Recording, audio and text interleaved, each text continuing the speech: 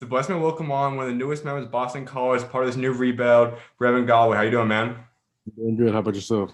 Pretty good. Well, kind of take us through this. We know the transfer portal is going crazy right now. You're already out of it, though. You already got the job done. You know where you're heading in Boston College, staying with Coach Grant. Take us through how you're feeling, though. I'm feeling real relieved, stress free at the moment. My decision's been made, so I'm just ready to get to Boston. Now, we do know that obviously it's a new era of Boston College. We know it kind of was a rough past few years for them. You're going to go in, you only get 1 year with them, but what do you want to be able to leave for them? Like, what's kind of the implant? What do you kind of plan to get done your first year out there? Just pretty much show what Coach Grant, what he wants to build. Just I'm gonna be a big stepping stone in that. Obviously, it's my first year in the program, so obviously I have a big say so in how people are going to view us and view the culture in Boston. So that's the biggest thing. Just got to make sure I'm a big part of that stepping stone this first year. Now, there's another thing you're going through right now, too. Obviously, you tore your ACL a few months back, beginning of the season. Can you take us through that? How is that rehab going and how are you feeling right now? I'm feeling really good. I'm like a month and a half ahead of schedule. I'll start running next week as a 3 month mark. I really wasn't supposed to be doing that to like 4 months. Hmm. But yeah, I'm feeling really good physically and mentally.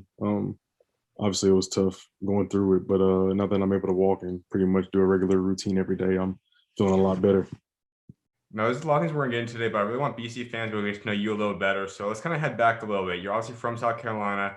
What was that kind of growing up out there?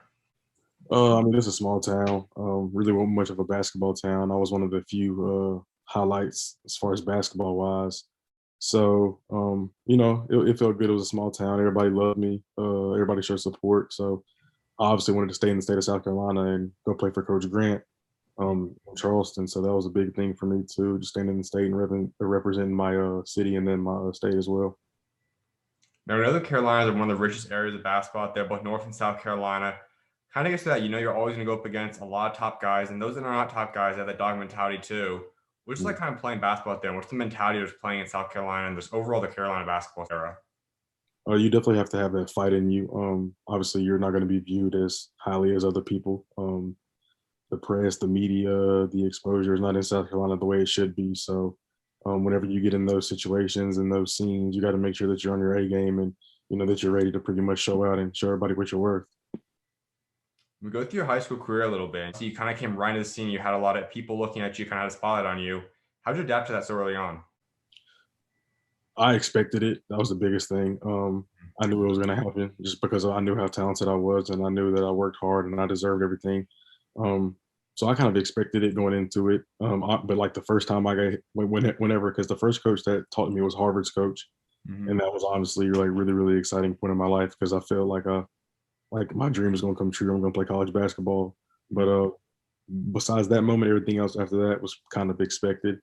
So yeah, kind of just expected it, and then I just was kind of it was just the normal from there on out.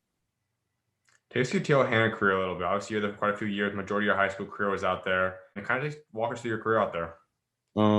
So I played JV my freshman year, which was some crazy stuff. I don't know how that happened. It really wasn't like the basketball program there wasn't really ran to the best. That's why I transferred. But Hmm. um, but yeah, so I had 2 good years there. I got hurt my sophomore year at the very, very end of the year. We were playing LJ Pete, who played at Georgetown. Played him in the playoffs. We would have beat them if I didn't get hurt because we were up on them. But I got hurt, did something to my foot, and then ended up sitting out my junior year. And then I transferred to Seneca in near Clemson, South Carolina. And that's something you've obviously have dealt with multiple times since then. You've gone through a few different big injuries in your career. That first time, what was your original initial reaction? Like, how did you originally handle that and deal with that? Obviously, it's not easy. You love the game of basketball. You want to stay on the court playing it. How did you first originally get used to it and kind of deal with that first big injury? I think it's like the support around me. I think that's the biggest thing. I got a good family, great people in my life that are going to love me and support me no matter what. So I feel like that's the key thing. And then I think for me, just being mentally tough and being able to just fight through stuff mentally every day and fight through the battles that I got to get through to get to back where I want to be. Kind of goes forward a little bit, but obviously, like I said, you're going through ACL right now. You've gone through a big injury your freshman year too. How Mhm. much did that first injury kind of help you prepare you for how to handle the other ones? Um, I mean, like I said, it just taught me how to be mentally tough and realize that eventually I'm going to get back to where I want to be. Um, I'm hoping and praying that this is my last one just because I'm so close to a professional career and the year that's coming up is going to be really, really big for me. And if I can stay healthy for the next 10 to 12 years, I could really really make some noise and have a good career in this basketball world. Obviously, at the same time, you know that when those things do happen, you have to keep the positive mindset to a degree and just kind of look at the good things. And a lot of guys always say that when you do deal with an injury, it's a chance to kind of watch the game from a different perspective. You're kind of the coach atmosphere, kind of watching a game from that angle. How did you kind of learn the game better when you did have to sit out during the past 3 times? I'm thinking the best way that I was just learning it was probably just realizing how easy it is. Like I felt like sometimes I was making the game a lot more difficult because Mhm. obviously I watch Stephen Curry, I watch Damian Lillard, so you obviously want to make those type of plays every time you touch the ball, but basketball isn't built like that. Like you can make an easy, simple play and still be effective. So I feel like that was the biggest thing this past year and my freshman year, whenever I was hurt, just trying to implement that kind of into my game and realize that I can make the game easier on me. You have a lot of aspects to your game. One of the bigger ones is your defensive knack for you. You've always been a guy that's one of the best defenders, if not the best defender on the court at all times. Did that start up in college? Did that start up in high school? Like, when did that defensive knack really get going in you? I started in college because high school I didn't play any defense at all. But in college, Coach Grant, that's what he emphasizes. Like from day one, you got to be able to defend and rebound. Mhm. So, so yeah, I started in college. I mean, and obviously I was a freshman coming into a system with guys that already knew how to defend and rebound, and I didn't play at all my first 2 years in college. Mhm. So I had to learn the hard way. And but I mean, eventually once I was able to, really lock in on it, I became pretty good at it. So I think I'll be able to, succeed at the ACC level this year and be able to prove that I'm an elite defender and an elite shooter as well. Obviously, there's a ton of other guys in the locker room, though. All those guys that came from Coach Grant, all those guys could really improve just like you did on defense. What allowed Mm. you to separate? Because you're a guy that gets on the all conference defensive team. You're a guy that leads the team, leads the conference in steals. Like, what Mm. allowed you to separate and really become the best defender in that locker room? I think it's just like I wouldn't call it an intuition, but it's just like I just know what's about to happen. Like I can kind of tell, like a lot of players telegraph passes. I just have a real feel for the game. I feel like I know exactly like when the point guard is about to make a pass, or like I know the scout well. I know exactly like if a shooter, if a point guard is a pass first point guard, he's gonna look to pass the ball more to score. So therefore, I can get in the passing lane, get in the gaps, and obviously make a steal because he's gonna look to pass it instead of score. So little simple stuff like that. If you pick up on that, you'll be able to kind of read the game and evaluate the game differently. There's that other aspect you just mentioned, obviously scouting a player, kind of watching film on him. That's something that not a lot of guys really take value in. A lot of guys just think they can go out there, just use athleticism, use the size and whatnot on defensive end. How did you really start learning to value the scouting, really start valuing how to watch a guy to prepare for one? I think it's just I feel like you have to value it just because of obviously you want to win basketball games. That's the biggest thing. And when you have to know who's a shooter, who's a driver, because obviously your closeouts vary on who the particular individual is. So um, we've had some bad moments. I've had some personally where I didn't pay attention to the scouting report. I was just like you said, I was cocky. I felt like I can just go out there and hoop, and I've made mistakes that have backfired. So Mhm. after that, after making those mistakes, you don't want to repeat those. And so I've tried not to. So I've been really, really locked in on the scout and trying to understand the other team's game plan and individuals just like that. Is there ever a team that you can remember back at during your college career so far that you really enjoy going up against because you knew you were going to be able to get a lot of steals that game, or someone that you kind of were excited for because you knew that you were able to kind of lock up on defense really easily? Um, I felt like probably the best defensive games I had were whenever we played Hofstra. They had Justin Wright-Foreman. Hmm. I've guarded him pretty well. I felt like just because that was a crazy talent. Like I mean, he led the nation in scoring like 28 points per game. And the times that I was guarding him, I felt like I did a solid job defensively. So that gave me a lot of confidence and boosted my confidence on the defensive end, knowing I can guard somebody, of that caliber. Obviously, he's an NBA player. He was drafted, so um, that definitely gave me a boost mentally in terms of defense. No doubt. Let's kind of go back to high school a little bit before we head more into college and talk about that transfer then. That's your final year of high school out there, and there's a special player you get to go up there and team up with too, and that's your brother. Take us through that. I mean, obviously he taking another route playing football, doing his thing out there at Clemson, but overall, just playing with him, obviously we all know the brother bond is different than any bond you could possibly create. What was that like? It was good. Transferring was probably the best situation for us Hmm. because he didn't play a lot his freshman year in high school, and I didn't play in my junior year. So my senior year, we definitely wanted to team up on the court together. And transferring to Seneca was probably the best decision just because I was familiar with the point guard, Xavier Barmore. He was playing overseas right now in Europe. So we had a pretty talented team. A lot of guys that are going to be successful. Well, us three were going to be successful in a professional career eventually. So no, it was fun to go up there. The Seneca's a lot smaller than Anderson, so I mean the crowd and everything was packed, everything was sold out. Like the love was there, the support was there. So that was probably like the best year of my. I think that's probably one of the best years of my life that I've had. Mm-hmm. Moving to Seneca and experiencing that. I gotta take us a little deeper because it's not just on the court with you two. Obviously, you guys grew up together, your whole life together. What was that just like growing up with another athlete in the family? It was good. It was just a constant motivation. Obviously, you're competitive and you want to see each other shine, but at the same time, you don't like you want to be the one to shine too. I get overlooked or stuff like that. So it was good. Honestly, it's good to have a brother that pushes you, even though he's younger, that pushes you and makes you be on your like I have to be on my P's and Q's at all times just because of obviously, he's very, very successful, very, very known, very popular. So yeah, I definitely have to be on my A game at all time in order to keep up with little bro. So it's a tough job, but I think I can manage it. When you look back and you kind of think about him, what's the first memory that comes to mind? What's the funniest or your favorite memory that comes to mind first for you? Whenever we were playing 1-on-1 and I went up for a layup and he smacked the hell out of me. That was it. That's the first memory I think of every time I think about Bray. He was a hothead. I'm sure you guys still can play one-on-one games whenever you guys do get together. How does game typically go? He actually ain't played just because he really ain't interested in basketball like that anymore. I think the last time I was with him, we maybe threw some football. Just because it's a lot easier. You really ain't gotta kill your body. Obviously, you can get crazy competitive just throwing the football around. But Mm-hmm. no, but whenever we were growing up, though, they were really, really intense, really competitive, and always resulted in fighting. So, but yeah, it was some rough nights sometimes. Do you remember who got the final win against you two, though? Shit, if it was basketball, it was definitely me. But yeah, but I won't even try to fight him right now. He's like 6'6", 250, so I'm done with that. Absolutely. Well, I know another thing, just being a big brother, obviously you want the best for him. You always want to see him succeed. And obviously that's what he's doing right now. He's living out his dream, playing Division 1 at a high major, one of the best programs in the entire country. What's it like watching him go out there and succeed though?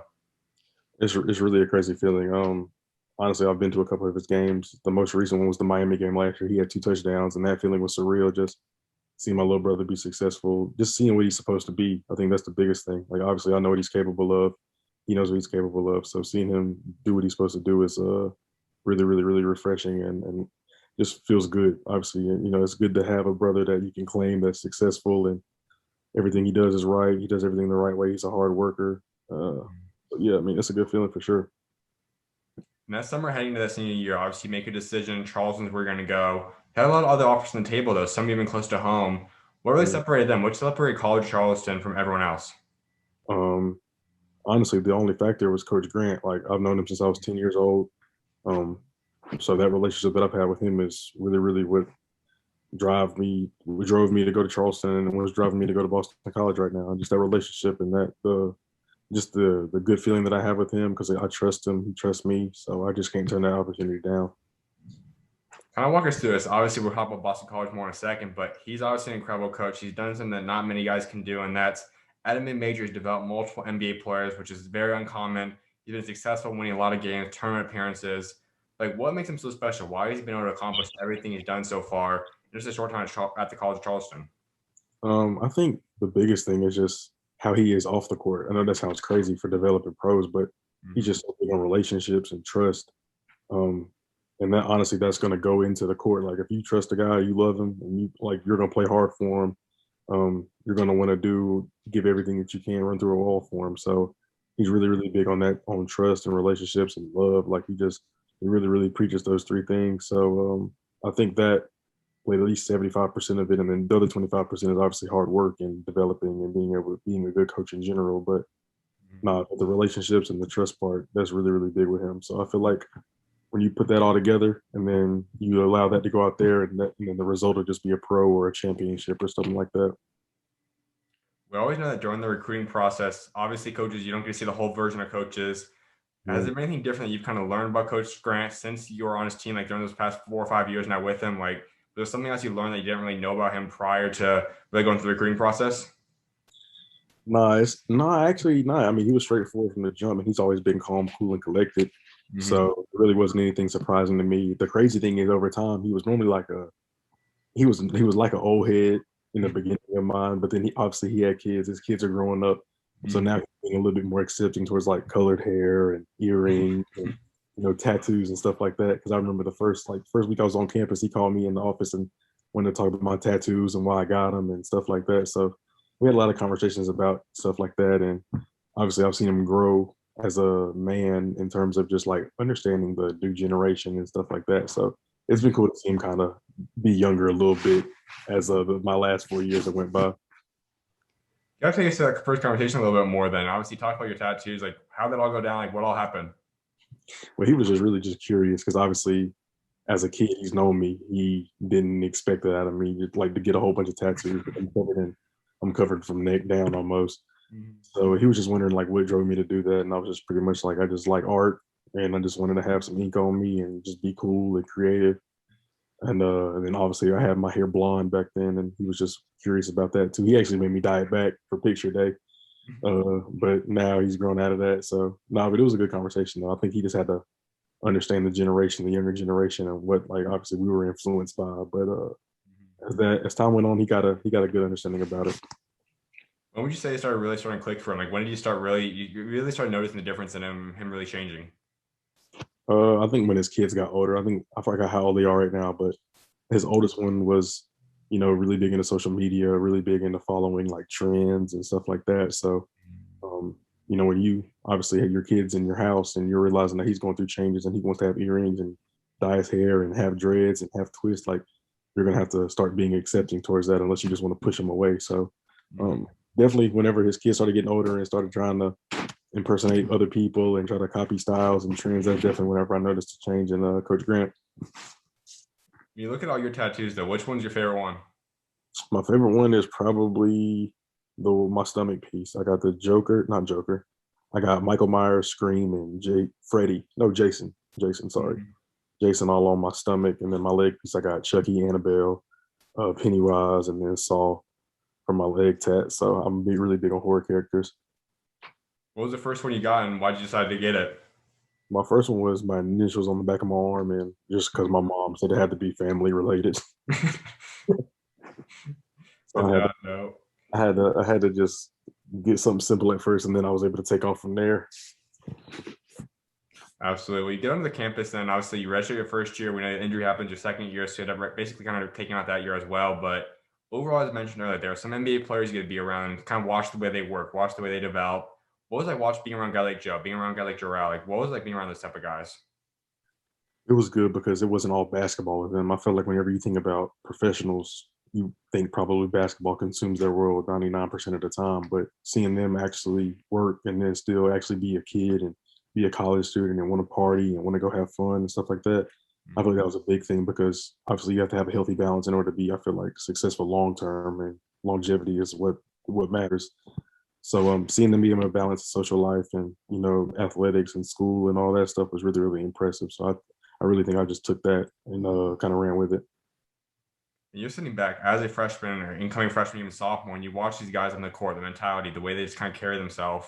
What was that like? What does a professional athlete look like when you're just watching them on a court, watching them through a game? Like, what's the mentality and the way they kind of carry themselves look like? I feel like it was different for each of the three, like Grant, Joe, and Jarrell. Each of the three were different. Jarrell was a little bit more, he was a little bit more passionate, a little bit more expressive in terms of, his just energy overall. Joe was laid back, and same thing with G. They're both laid back. So I feel like it just depends on who it is. But obviously, they're all competitors, all hard workers. Um, and so, yeah, I mean, it's different depending on who it is. But yeah, I mean, they all have the same qualities, though, but they just show it in different ways. How about practices? You're around these guys that are not just obviously we know they're future pros, but at the time they're just elite college players. What's it like Mhm. going up against those guys and when you're out, also just kind of watching them practice? And it's fun. Obviously, it's a challenge every day, and I think that's why I'm gonna be successful going into the next year of my life, the next chapter, just because of. I mean, I was battling 4 years with pros already to the ACC level. It really isn't gonna be nothing but that every night, night in and night out. So, Mhm. um, that was fun though. Obviously, it was tough at first. Whenever I was a freshman, I was getting beat up every day, losing the ball.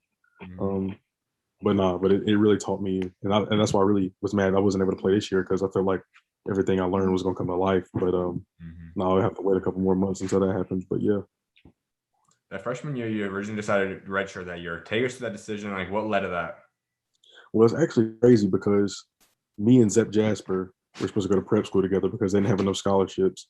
Hmm. and somebody transferred last minute out of Charleston. So me and Coach Grant had a conversation, and he wanted me to come redshirt instead of go to prep school because obviously I didn't want to go to prep school and deal with that whole situation. I'd rather just been in school and just chilling, Yep. get a year classes out the way. So that really was the decision was. But honestly, I knew I wasn't going to play anyway, just because of how deep they were and how many guards that they had. So it was a smart decision on both ends to redshirt. Talk about Zep. Obviously, you guys are going different ways now. He's going out there to Auburn, but you guys both kind of come in, and both you guys are once again great guys that coach found and developed, and both you guys now becoming clearly high major guys can be starting in their own roles. But take us through you guys balling. Like, how did that first start? When was the first time you guys met each other? Like, kind of take us through that. I want to say we met each other when we were around like 14, and then we played our last 2 years of AAU together with Upward Stars. So the relationship has been there. So whenever I committed, I think he committed like a couple weeks later, and then obviously we were excited about that. And then um, I hate we weren't able to finish the right way and win the championship this year and move on from that, but stuff happens. But no, the relationship is still there. That's my brother for life, and I'm really really happy for him and glad he was able to go to Auburn and experience that lifestyle in the SEC. That's going to be big time for him. And it's kind of going back a little bit, but when you guys are in the situation where you guys are both unranked, you guys aren't really known. I mean, you guys have offers somewhat known, but not like at the national level, not top 100 ranked guys. Obviously, Mhm. you guys can still believe in yourself. You still see yourself as a top guy. Like, what's your reaction? Like, how do you kind of react to being a slept on player, not getting the kind of the credit you probably deserve? What's kind of your thoughts going through that process? I mean, I really never really put much thought into it because obviously I feel like nowadays it's different with social media because everybody's comparing stuff. But I feel like during my time, it was there, but it wasn't as emphasized the way it is now. Hmm. So it really wasn't on my mind like that. I felt like if I did what I had to do every day and made progress, that I'd be able to reach my end goal, which is playing the league or play at a high level overseas. Hmm. So it wasn't on my mind daily that I'm not good enough or I'm not talented enough. I just knew like it would eventually come to the light. At what point in your career would you say started clicking? You realize that you can be an elite player at college. Was that in high school? It take a couple years in college. Like, when did it all kind of come together and you start realizing that you are an elite player at college? It's crazy though, because I mean, obviously, I never really got to really prove myself until the was it first game? First game this past year we played North Carolina, Hmm. um, and I had a decent outing. I had like 15 points, but I didn't even play the last 8 minutes because I had caught a cramp. So whenever I was out there with them, obviously they're one of the powerhouses in the ACC program. So hooping out there and playing against that caliber talent and stuff like that, I was like, yeah, I'm definitely going to be able to be a pro and make money and do this for years. And then third game this year, the game before I got hurt, I had like 27, Hmm. like 6 rebounds and like 4 assists and 3 steals. So I was like out there doing it all, and I was just like, yeah, it's about to get ugly for him. But then I got hurt the next game, so stuff happens. But nah, it'll all work out in the end. That sophomore year, but your redshirt freshman year into coming in, you play 7 games, and obviously you have your injury again. You have to sell the rest of the year. But what was that? Kind of take us through that whole experience and how that year went. Um, it was pretty much similar to the red shirt year. Like I knew I wasn't going to play a lot. I don't even think I played 30 minutes all year long Hmm. before I got hurt. So when I got hurt, I was just like, I might as well just call it quits for the year because it wasn't like I was playing anyways. So nah, but I was able to just get my body right and really really focus on my hamstring because I pulled my hamstring that year. So I was able to focus on my body, kind of get academics right, and do that kind of stuff. That's got to be hard because that's at that point you're sitting at nearly 2 years. By the time the season started up for your junior year, then it was nearly 2 years of not really playing an entire season. Like, what was that kind of like? Just kind of not playing the game you love for that long. I mean, luckily I just loved like being the social butterfly. Like I just like that's the only reason why I was really able to stay upbeat and positive, just because like Hmm. I felt like I was a known figure on campus. Everybody knew me. So I felt like that made it easier. Basketball really wasn't my whole world, just because I felt like I got under tendencies, and I feel like I'm a human at the end of the day, and I can be able to just go in any room and talk and do that kind of thing. So I felt like it was tough not playing, but at the same time, I wasn't like depressed or anything like that because I knew I said, obviously once Joe, Jarrell, G, and everybody's gone, my time's gonna come eventually. So I just had to wait it out. I know for a lot of guys, and we see today, obviously, this year's a little bit different because you guys have the extra year eligibility, so it makes it a lot different. But typically, even before this whole extra year where you don't have to sit out, was a lot of guys still like to transfer. If you weren't in the situation where you're not playing a lot, guys want to Mhm. move on quickly. They don't want to wait it out and walk through the process. What led you to stay there? What led you to not want to transfer, go somewhere else where you could possibly play more minutes earlier on? Like, what kind of kept you there? Just because of the teammates, really the relationships I have with my teammates, and then I knew if I waited my time, my last 2 years, I'd be able to play and really, really, really contribute the way I want to. And I always envision myself making plays and, winning a championship in the Charleston uniform. So, and I love the city of Charleston too. So, um, those three things were the big ones. And then obviously with Coach Grant, I didn't want to leave him just because I know he lets his guards be free and he trusts me to be out there and make the best plays. So it's a situation that you can't really give up. And I didn't feel like it was like I felt that nothing else was worth leaving for that. In your third year out there, you have really your first time getting back on the court. You start playing well again. 8 points, 2 rebounds, a steal, and assist per game. Take us through that year and what it was like, just kind of getting yourself kind of comfortable and getting ready to really play college basketball that year. Um, that was really really fun. That was a fun year because I was with not Joe, Jarrell and G Mm-hmm. out there on the court at the same time. So obviously my shot attempts were limited playing with those guys. Mm-hmm. And I was able to be a good role guy. I felt like I didn't lock in to my role the way I should have earlier on in the year, and by the end of the year, it's too late when you look back at it and regret stuff. But no, it was fun though. Obviously, being able to play with those guys out there and seeing just how they work, how they operate is unreal. Just because of their pros, I didn't know at the time that they were going to be NBA players. But when I look back at it, I'm like, dang, I was really out there with two NBA players at the same time. Mm-hmm. And that's something that's key because you mentioned obviously you didn't walk into the role, you don't understand it right away. That's something obviously there's a lot of guys story that not a lot of guys know how to find that role until later on in the career. But how do you find that role? Like, what is that through the course of a year? Because it might change. Obviously, next year, then you get a lot more scoring opportunity. But how do you kind of find that role? How do you find what you're meant to do and kind of walk into that role? I feel like it's just I feel like it's just the way you're productive. Like I felt like I was a shooter and a defender, so I felt like I'm not going to have the ball. I'm not going to be able to come off ball screens. I feel like it just comes with like a big role. Like you have to know yourself and like you have to really be humble to know your role and like to really really lock in on your role. Just because I know I'm not going to shoot 20 times a game, I may shoot 6 times just because of who I'm out there with. So I feel like once you accept that, you'll be able to really lock into your role. And I had trouble with that at first because I felt like I wasn't scoring the ball the way I wanted to and all this and all that. But eventually I was able to kind of tone in on it and play the best that I could. We do know that you are an elite 3-point shooter. That's something that you've become really confident in. You also knocked down that year. You had led the team in 3-pointers, had multiple big outings from three. But how did you become such an elite shooter? What does it take? It's not just obviously all skills, it's a lot of mental too. How do Mhm. you really become such an elite shooter? I really just have the mentality that I don't care. Like I feel like my best games come from. I think it's crazy that like my best games that I've had. I think my first shot was like an air ball or like a brick because I feel like after that I'm like, well, nothing's gonna get worse than that. So I feel like your mentality is really really big when it comes to shooting the ball. Obviously, you can shoot 1,000 shots a day, but if when the game time comes and your mental isn't there, or if you're thinking about other things, then nothing's gonna happen regardless. That's different than a lot of guys. Because a lot of guys think is if you make the first shot, then you're gonna be on for the game. Yours just said obviously different. If you completely block your first shot, then you might be on for that game. How is that mentality? Kind of take us through that a little bit more. I mean, this I feel like whenever because my first couple games, I think the game I had 7 threes my junior year. My first shot was an air ball. It was a bad air ball. So I was just like in my head, I'm like, nothing's gonna get worse than this. So I'm gonna keep shooting them. Like if I shoot another air ball, then it's just gonna be an air ball game. But I knew I wasn't gonna air ball every shot. So I was just like, once that kind of embarrassment went away, because obviously sometimes you have pregame jitters. You're kind of scared that you may mess up or make a mistake. But once that went away, I was like, I'm done. I already got my mistake done for the day, so I can just go out here and hoop. And when you're talking about obviously going through that course of the year, you have a few big games, like I said. One of them is against Memphis. You end up having 5 threes that game. What really got into your mentality, and what was it going up against a big team like Memphis? Take us to that night. What really helped me is that Jarrell got in foul trouble first half, so I was able to out there and be free. I was a little bit more able to do stuff on the offensive end just because he wasn't getting his touches. But yeah, I mean, Grant was just looking for me in transition. I obviously knocked down some shots, some deep range shots. And really, I was just confident in myself. I knew I had to step up with Jarrell being on the bench more than half of the first half. So I had to just lock in and just be ready to shoot whenever the ball hit me. You then had your season high against Drexel. We had 17 that game. That's another game. Obviously, it's more conference play time, but what went that game and no step up on that stage? I felt like conference was easy to play in. I felt like that's why I was really frustrated this year because I felt like I would average 25 in conference.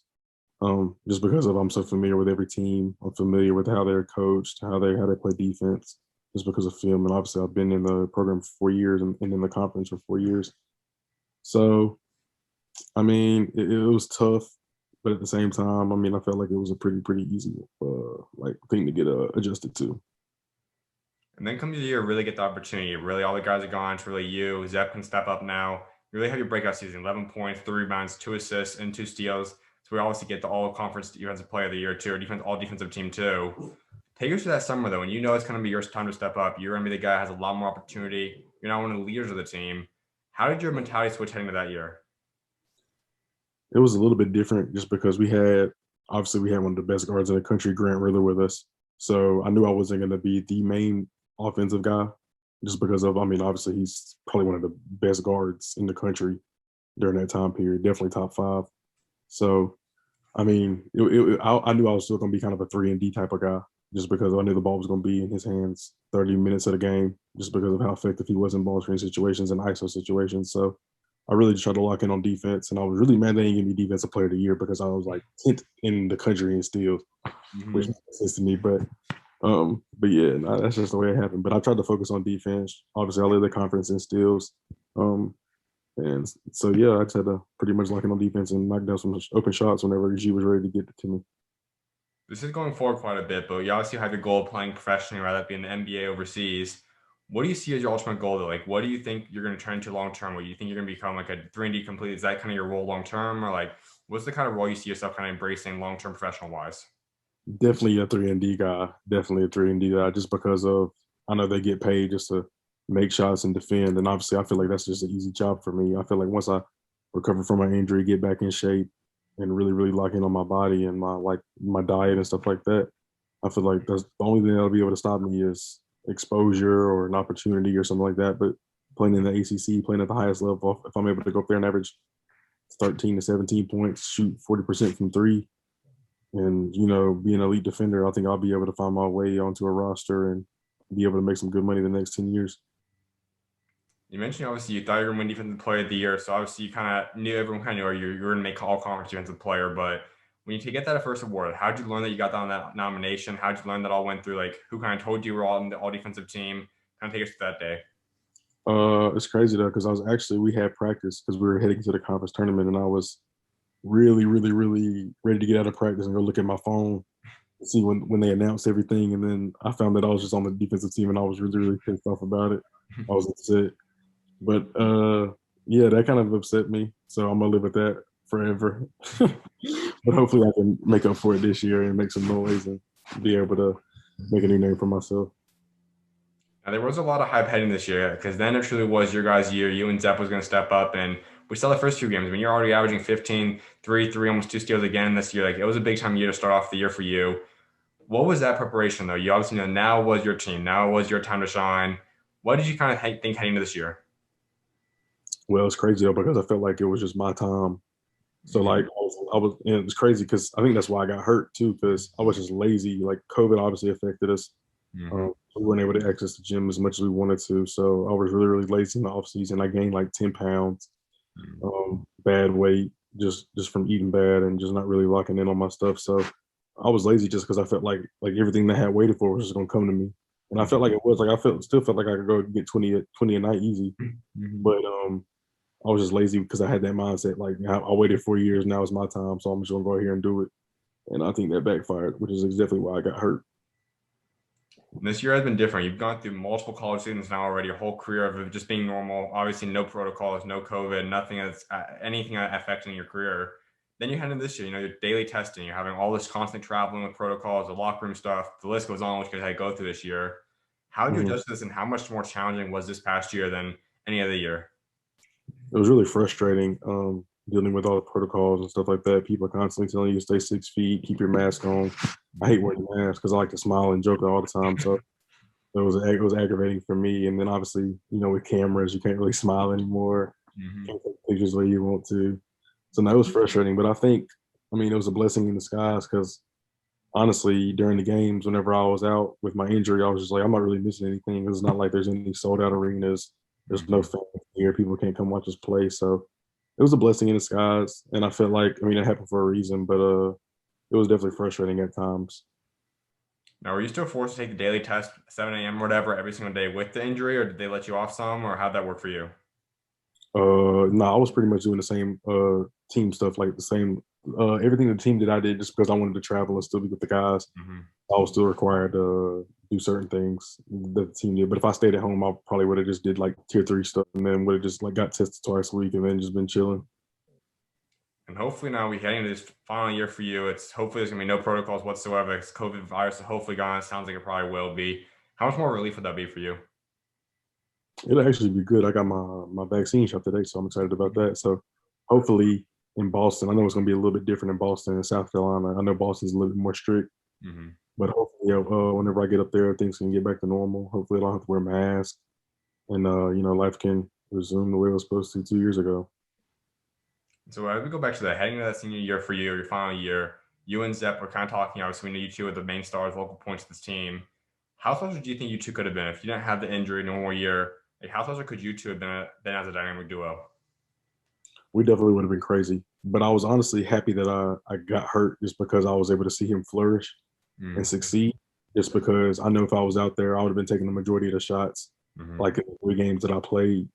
Um, so seeing him being able to be free out there and shoot the shots that he wants to shoot and just be successful was really, really good, on my end, just because I felt like he's gonna get what he deserves. Obviously he's gonna have a chance to go to Auburn and, really, really do big things there. So I'm really, really happy for that. So, but we would have been crazy though. And then along with Peyton Willis, the other grad senior that we had, Mm-hmm. um, we definitely would have been scary out there. All three of us were able to be out there at the same time and play the whole length of a season healthy. It'd have been something. It'd have been something weird.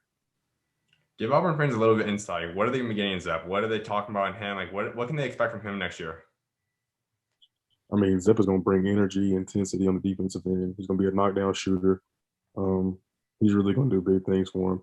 He's not really like I think he's better than what people think of him. But I think he'll be able to show it at the highest level. But he's going to be one of the best defenders in the country because he's just so annoying on defense. I hate going against him in practice every day because he just makes me tired for no reason. But he'll definitely be one of the me and him will both actually be probably like top 10 3-and-D guys on the year. And when you guys are on that practice, obviously you guys were going at each other for pretty much your whole career. What were those battles like, one-on-one games, but also just during practices, like trash talking each other? Like, how do those games go when you guys were scrimmaging, working out with each other? What was that like? I would try to bully him just because I got him by like 40 pounds. Mm-hmm. I got him by like 40 pounds, so I'll try to bully him. Obviously, sometimes it works, sometimes it wouldn't. Just because I mean, even though he's like 170, he's still strong. Mm-hmm. But nah, he's really just quick, and I'm out of point guard, so my handles aren't the way they should be, and he knows that, so he'll try to pressure me and then because he knows my weaknesses and I know his as well, so we would just try to exploit each other's weaknesses and uh, see whoever could get the win that day. If you guys are playing one-on-one, we're talking about 7 game series.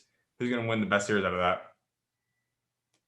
I'm gonna definitely have to say me, just because I feel like after the first game, I'm gonna get used to him. Mm-hmm. But if I'm out of shape, like right now, he'll beat me because I'm out of shape. But Mm-hmm. if I'm able to get back right, I think I got him. Just because I'll be able to. If I'm in top tier shape, I'm gonna get him because he's in crazy shape. He never get tired, so I'm gonna take an L right now. What are you beating him then? 4-3, 4-2, 4-0? I'm gonna give him. It'll be 4-3. It'll go to 7. Mm-hmm. It'll go to 7. Absolutely. Well, take us to the big injury, though. Obviously, you come down, you tear your ACL. What's going through your mind? Did you know something was wrong right away? Like, what? Take us to that whole play and how it all went down for you. Yeah, I knew something was bad right away. Like the way I landed, the way it felt, like it was the worst pain I've ever experienced. So it was really, really rough on me. It was really rough mentally just because of I felt like everything that I wanted in this year was just gone in a split second. So I was really emotional out there. I was crying, upset, just because I was like, dang, I wanted to get player of the year. I wanted to go to the league and overseas. Everything just got pushed back a year. So Mm-hmm. I was upset. But at the same time, now after about 30 minutes, like at halftime of the game, I was like, everything gonna be fine. Like I got a whole nother year to play. I didn't obviously know I'd be playing in the ACC. I thought I'd be back in Charleston, but that ended up working out towards my benefit. So I'm really, really happy about that and excited. We're going to talk about faith to wrap this up in a little bit, but at that point in time, I know as a believer, we always know that when times come hard, even the good times though too, but when times are hard, God's the person we typically turn to. How did Mhm. you start relying on God? And how much stronger did your bond get with him, or did he get stronger with during that whole process? It really was. It really took me a few days just because I felt like I needed to get clarity from it.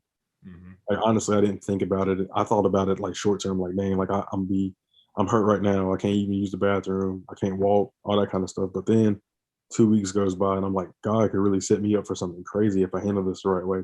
Because honestly, I wasn't disciplined with my body, with my diet. I wasn't taking good care of myself. So God was just I think God was just sending me a message, being like, you need to lock in because next year you're gonna be in the ACC. I didn't know that at the time, but it happened.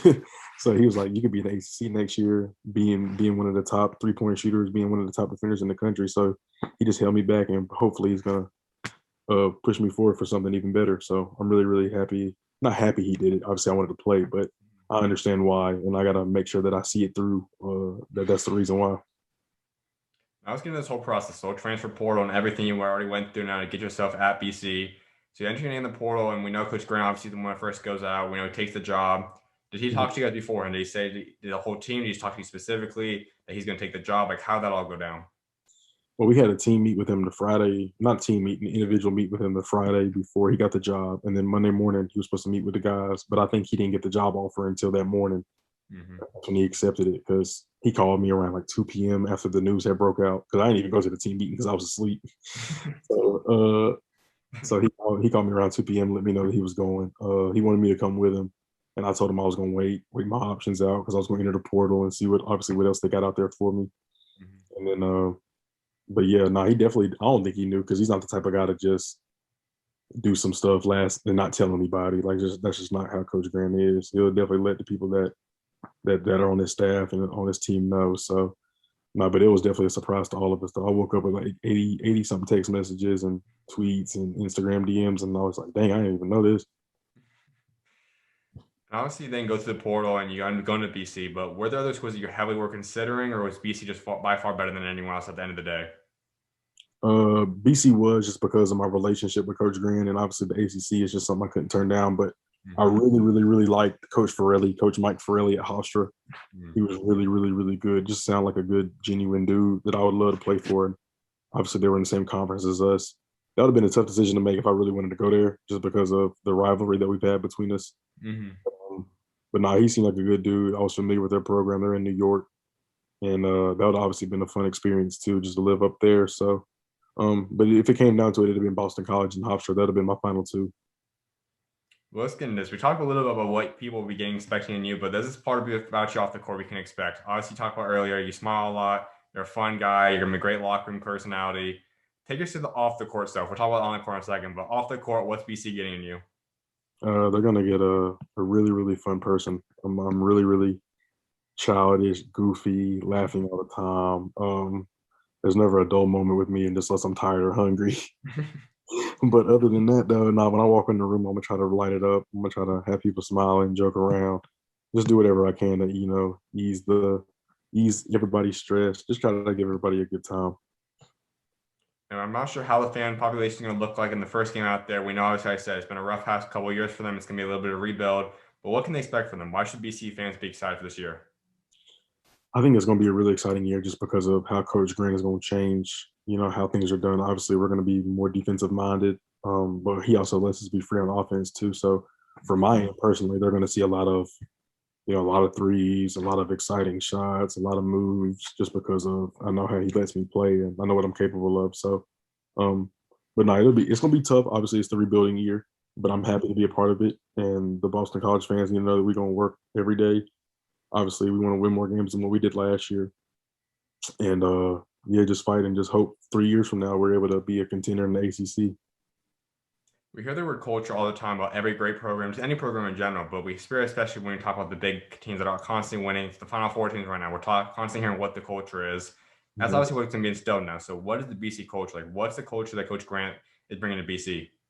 It's just gonna be a whole bunch of blue collared, hardworking guys that just come to work every day, don't complain, don't pout, don't cry, um, and just do the dirty work. Like he's really, really big, and he really emphasizes the dirty work.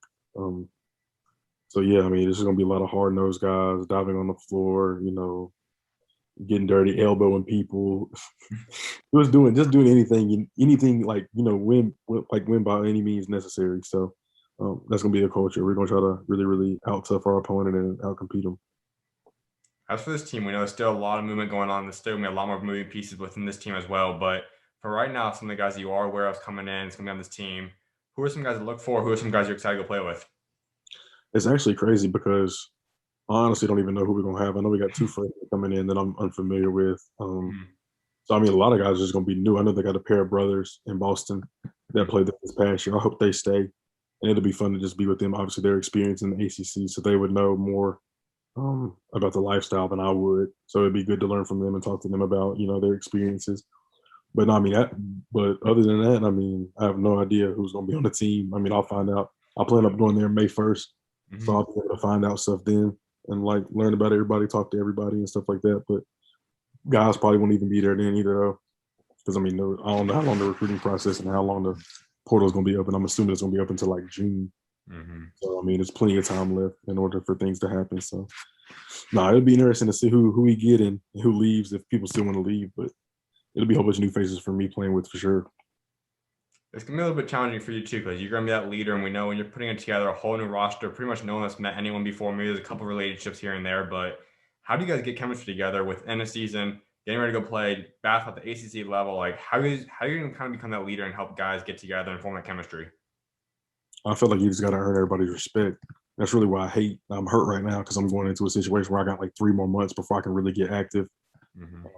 So I'm kind of be doing things like in rehab and on the sideline because obviously the easiest way is to earn somebody respect is to just kill him in practice every day. Then you'll realize like, okay, yeah, he's really like that. But right now I gotta just wait till July. Uh, rehab the best way I can and get back healthy, and then just try to be a good leader and be vocal and teach them how Coach Grant wants things done. Since I've been with him for 5 years now, Hmm. so nah, but I think I'll be able to be a good leader though. Absolutely. Now we know you being in the ACC, there's going to be a lot of favorite teams to go up against. I can imagine. We know obviously a typical one would be someone like Duke, North Carolina, because Coach Roy Williams. Obviously, he's retiring now. But out of all the teams, is there one team specifically that you're the most excited to go up against? Yeah, I want to play Clemson because at Clemson, just because it's my right near my hometown. Hmm. It'll be a big game, so hopefully we able to play them at Clemson this year. And just because I want to be back home playing in the ACC, playing against them in Little John Coliseum would be crazy, and that'll be like a full circle like in my life. That'd be crazy if that happens. Absolutely. Well, a few more things before I let you go. One of which is talking about your whole building a legacy for yourself. Something I was like wrapping up with. So when you do step away from the game someday, we all just want to remember for what you achieve both on and off the court. Off the court, well, both on and off the court, I just want to be known as a playful, just happy, positive person.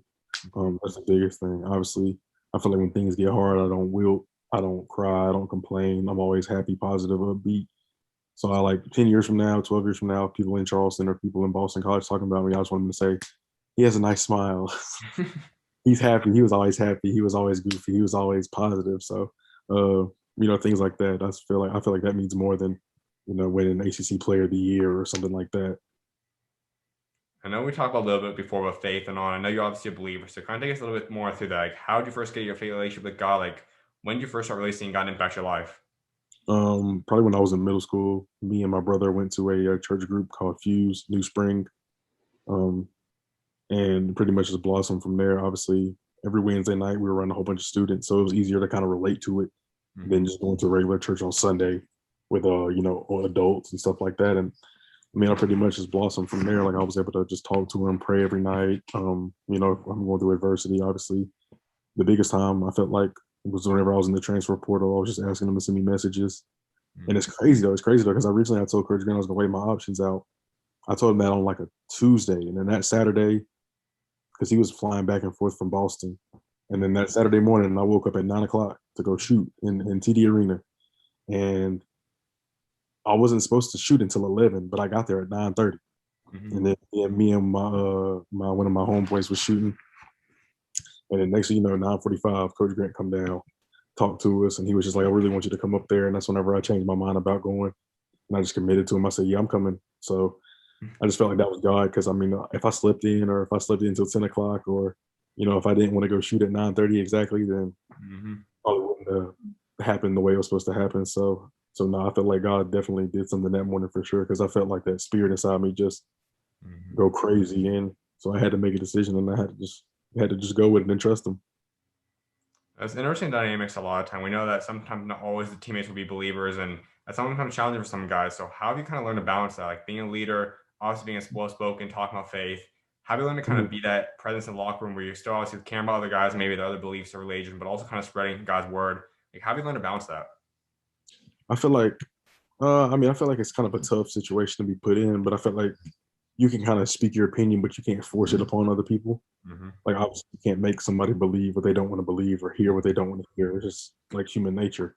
So I mean, pretty much, I think the best way you can do that is just live a certain way. Like obviously, you know what the image of God is. You know what people expect out of Him. So if you can live somewhat close to that and give people an example of that, then they'll be able to be like, okay, well then I can see why he acts like that. I feel like that's the easiest way to just like if you see somebody doing it, then obviously you're going to be more attentive to it. You're going to pay more attention to it, and you'll probably be more accepting to it than me just talking and not living it.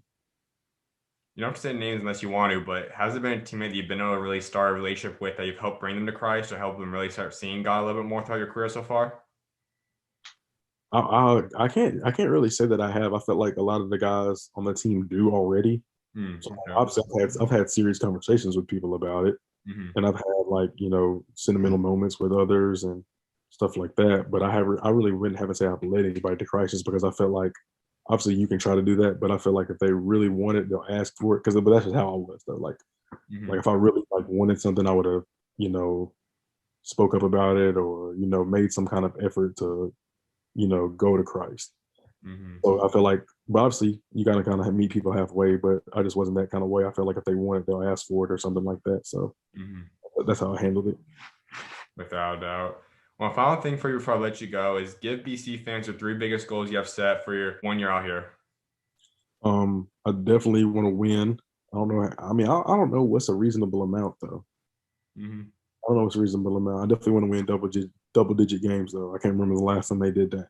Hmm. I definitely got to get that's a goal. I definitely want to make an all ACC team, second team, third team, first team doesn't matter. Um, and then honestly, I just want to have fun and just live in Boston. Like I know the city of Boston is beautiful. Um, Hmm. so just explore everything and just be happy to be in Boston. Obviously, it's a lot different than Charleston, South Carolina, and I ain't been in snow in forever, so that's gonna be fun too. So Without a doubt, man. Well, I definitely appreciate you taking time to come on today, and I look forward to seeing the guy got next to me, man. appreciate it, my brother. I appreciate you. Coach, also come on, man. God bless. Yes, sir.